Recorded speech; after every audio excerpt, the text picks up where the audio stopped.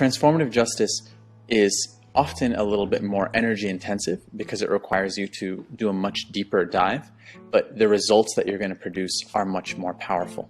And that's the power of transformative justice, transforming the situation that may not have been really just to begin with.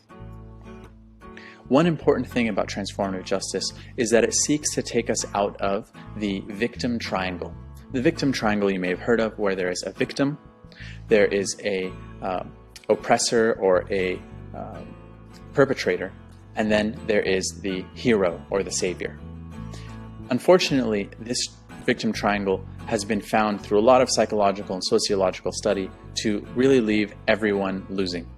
The victim is never really seen or recognized for their power, and thus may not have the opportunity to come into their power and reclaim the agency that they may have been lost in that interaction, because they're relying on the hero and always seeing the perpetrator as the one who held the power in that situation.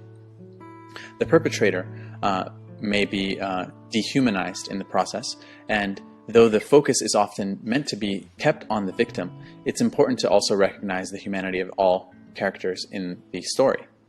And then finally, the hero is kind of given the victim's power.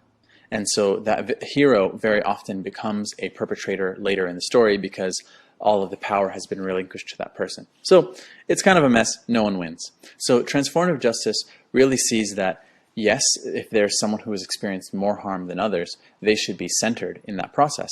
And everyone in the situation has to be recognized as a sovereign being who has power, has their own inherent or internal power, and that power should be restored to the person who has had it lost or has had it dishonored.